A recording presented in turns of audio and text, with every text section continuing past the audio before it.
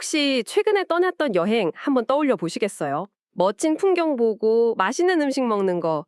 물론 좋죠. 그런데 만약 그 여행이 당신의 스트레스 수치를 눈에 보이는 데이터로 확 낮춰주고 마음의 균형을 되찾아주는 그런 과학적인 과정이라면 어떨까요? 바로 그 지점이 오늘 저희가 깊이 파고들 스마트 치유 관광의 핵심입니다. 마침 2026년 4월부터 치유 관광 산업 육성에 관한 법률이 본격적으로 시행되거든요. 법까지 만들어지는군요. 네. 이게 단순히 새로운 관광 상품 하나 만들자 이런 차원이 아닌 거죠. 어떻게 보면 지금 한국 사회가 겪고 있는 여러 문제들을 풀어갈 실마리가 될 수도 있습니다. 오늘 저희는 국립공주대학교 이용근 교수가 최근 국제학술회의에서 따끈따끈한 자료와 파낙토스라는 뇌과학 기업의 기술 자료를 들고 나왔습니다. AI와 뇌파 측정이라는 기술이 관광과 만나서 어떤 새로운 가능성을 열어젖히는지 그 생생한 현장으로 당신과 함께 들어가 보겠습니다. 특히 실제 뇌파 측정 데이터를 가지고 그 엄청난 가능성과 동시에 우리가 직면한 냉정한 과제까지 짚어볼 예정이니까요. 당신의 다음 여행이 어떻게 바뀔 수 있을지 한번 상상해 보시면 정말 흥미로울 겁니다. 자, 그럼 먼저 이 질문부터 시작해야 할 것 같습니다. 왜 지금 대한민국은 치유에 주목해야 하는 걸까요? 이걸 한번 보시죠. 2022년 기준 한국의 자살률. 이게 OECD 국가 중 압도적인 1위입니다. 정말 가슴 아픈 현실이죠. 인구 10만 명당 22.6명. OECD 평균이 10.6명이니까 2배가 훌쩍 넘는 수치입니다. 더 심각한 건 10대부터 30대까지 가장 활발하게 꿈을 펼쳐야 할 청년층의 사망 원인 1위가 바로 자살이라는 점이에요. 이건 그냥 통계 수치를 넘어서 우리 사회 전체가 번아웃, 즉 소진 상태에 빠져 있다는 강력한 신호거든요. 조용한 사직 같은 현상들도 결국 다 같은 맥락이죠. 정신건강의 위기. 이게 첫 번째 이유라면 두 번째는 역시 경제적인 측면이겠군요. 한국 관광산업이 GDP에서 차지하는 비중이 2.7% 수준이라고 하는데요. 네, 맞습니다. 멕시코가 13.1%, 이탈리아가 9.1%인 것과 비교하면 너무 초라한 성적표 아닌가요? 그렇죠. 결국 2023년에는 관광 수지 적자가 14조 원에 달했고요. 그동안 우리 관광이 지나치게 단체 쇼핑 위주의 저부가가치 구조에 머물러 있었기 때문이죠. 그런 구조적인 문제가 있었군요. 네. 반면에 스위스의 고급 스퍼나 태국의 명상 리트리트 같은 웰리스 관광은 소수의 관광객이 훨씬 더 오래 머물면서 돈을 많이 씁니다. 질적으로 다른 시장인 거예요. 결국 국민들의 마음을 치유해야 하는 사회적 필요와 관광산업의 체질을 개선해야 하는 경제적 필요. 이 두 가지 절박한 과제가 딱 맞물린 거군요. 바로 그겁니다. 그래서 정부가 치유관광산업 육성법이라는 칼을 빼근 것이고요. 맞습니다. 이 법은 단순히 관광지 몇 개 더 만드는 차원이 아닙니다. 우리가 이미 가지고 있는 숲, 바다, 사찰, 명상, 심지어는 음식 같은 유무형의 자원을 체계적으로 엮어서요. 국민 건강을 증진시키는 동시에 이걸 고부가가치 산업으로 키우겠다는 국가적인 청사진인 거죠. 질병 치료 중심의 의료 관광과는 또 다른 개념인가요? 네, 그 의료 관광과 예방 중심의 웰리스 관광이 융합되는 한 단계 진화된 의료 웰리스 관광으로 가는 길을 여는 셈입니다. 그런데 치유라는 말이 사실 좀 막연하게 들리기도 합니다. 숲길을 걸으면 기분은 좋은데 내가 진짜 치유되고 있나? 이걸 어떻게 객관적으로 알 수 있을까요? 여기서부터 이제 정말 흥미로운 기술의 세계가 펼쳐집니다. 바로 뇌과학 전문 기업 파낙토스의 뉴로하모니라는 장비입니다. 아마 뇌파 측정기라고 하면 병원에서 쓰는 머리에 잔뜩 뭘 붙이는 복잡한 장비를 떠올리실 텐데요. 네, 보통 그렇죠. 이건 다릅니다. 그냥 헤드셋처럼 머리에 간단히 착용하는 웨어러블 기기예요. 건식 전극을 이용해서 좌뇌와 우뇌의 뇌파를 실시간으로 측정하고 AI가 그 데이터를 분석해서 당신의 현재 집중도, 스트레스, 정서 상태를 스마트폰 앱에 객관적인 수치로 딱 보여주는 거죠. 와, 기분이 좀 나아진 것 같아. 이런 주관적인 느낌이 아니라 뇌의 상태를 혈압 재듯이 데이터로 직접 확인하는 거군요. 핵심 기술은 비침습적 뉴로피드백입니다. 쉽게 비유하자면 뇌에게 거울을 보여주는 거예요. 거울이요? 네, 우리는 거울 없이는 자기 얼굴에 뭐가 묻었는지 모르잖아요. 뉴로피드백은 내 뇌파 상태를 소리나 영상 같은 실시간 피드백으로 보여줍니다. 예를 들어 뇌가 편안한 알파파 상태가 되면 아름다운 음악 소리가 커지고 긴장 상태인 베타파가 강해지면 음악이 작아지는 식이죠. 그럼 뇌가 무의식적으로 그 좋은 소리를 계속 듣고 싶어서 편안한 상태를 유지하는 법을 터득하게 되는 거군요. 정확합니다. 뇌에 전기 자극을 줘서 강제로 바꾸는 게 아니라 뇌 스스로 최적의 상태를 찾아가도록 훈련시키는 겁니다. 그래서 파낙토스는 치료가 아닌 훈련이라는 개념을 강조하는데 이 접근법이 뇌 건강 관리의 문턱을 획기적으로 낮췄다는 평가를 받습니다. 무기나 쉽게 접근할 수 있다는 건 좋은데 그만큼 과학적인 신뢰도가 뒷받침되어야 할 텐데요. 정말 믿을 만한 기술인가요? 아주 중요한 질문입니다. 바로 그 신뢰도를 입증한 연구 결과가 있습니다. 카톨릭 관동대 국제성모병원 연구팀과 파낙토스가 공동으로 진행한 연구인데요. 이 웨어러블 기기와 AI 모델을 활용해서 알츠하이머 치매 환자와 정상인을 구분해냈는데 그 정확도가 무려 97%가 넘었습니다. 잠시만요. 97%요? 네, 97.4%입니다. 97%라는 건 이 간단한 헤드셋이 거의 병원의 정밀 검사만큼이나 정확하게 치매 가능성을 본다는 거잖아요. 그렇죠.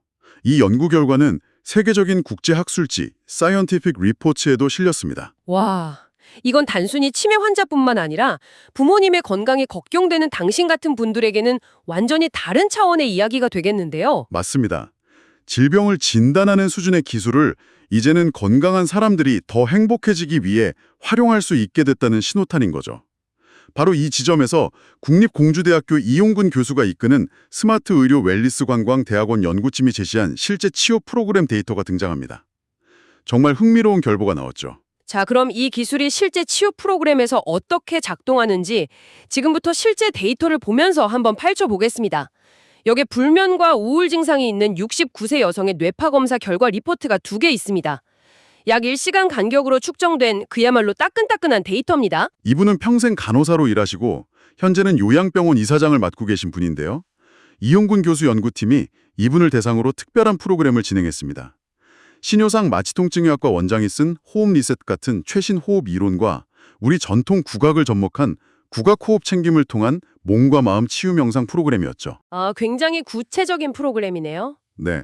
그리고 그 프로그램 전후에 뇌파 변화를 파낙토스의 장비로 측정한 실제 데이터입니다. 정말 생생한 현장 데이터군요. 먼저 오후 1시 17분에 측정한 첫 번째 데이터를 보겠습니다. 뇌 상태가 베타 로우로 나오네요.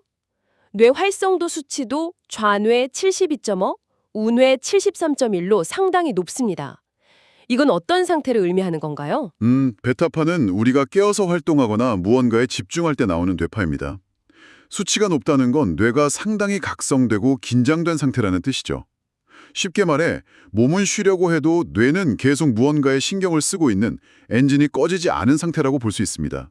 그런데 약 1시간 뒤 국악 호흡 명상 프로그램을 체험한 호인 오후 2시 26분에 측정한 두 번째 데이터를 보시죠.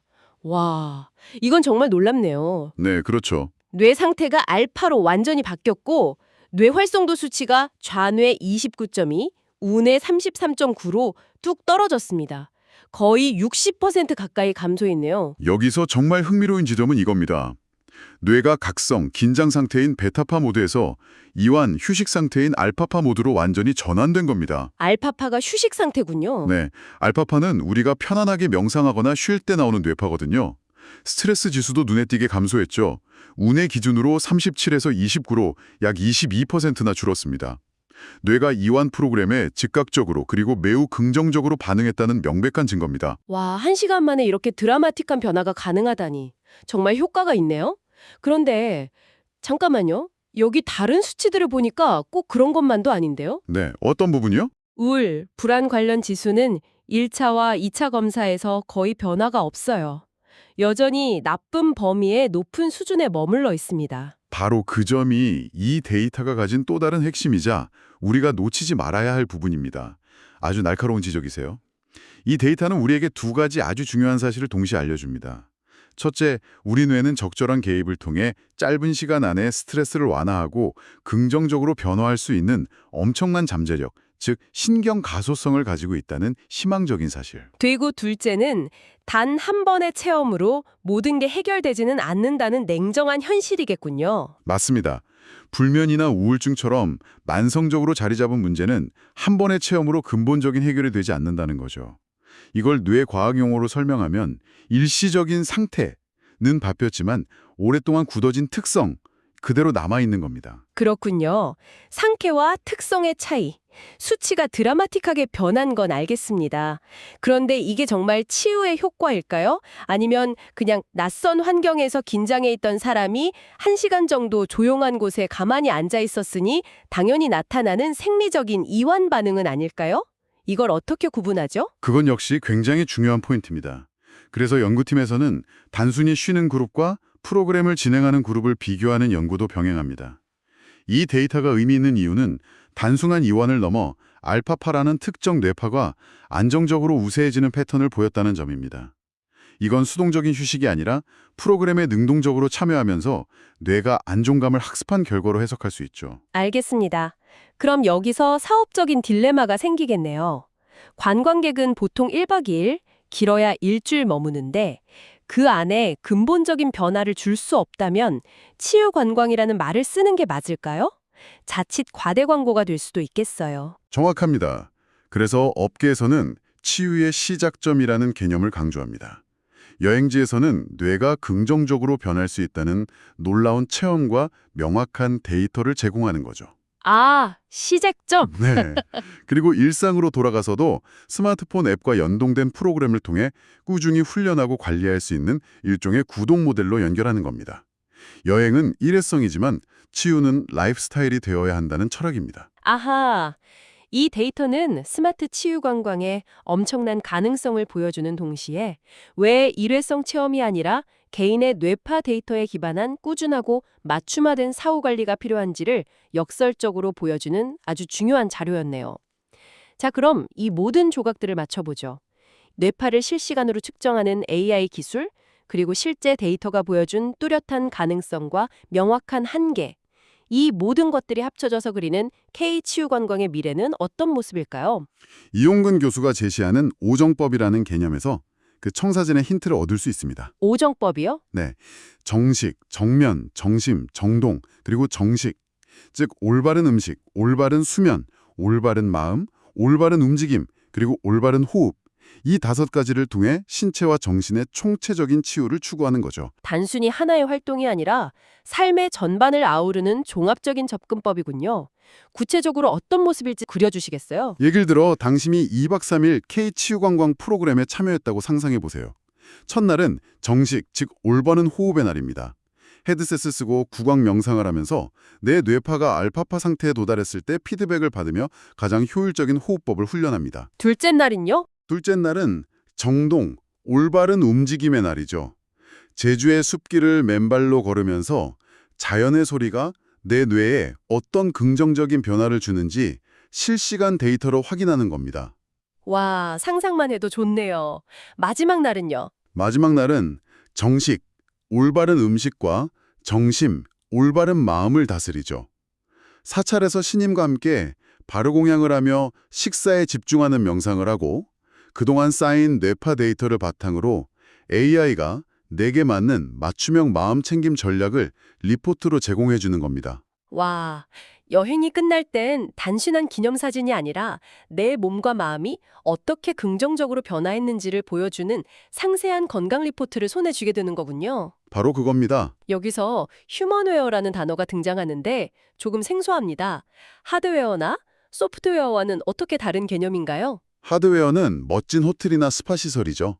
소프트웨어는 명상 프로그램이나 요가 클래스고요. 네, 그렇죠. 하지만 똑같은 시설과 프로그램도 사람에 따라 효과가 천차만별입니다.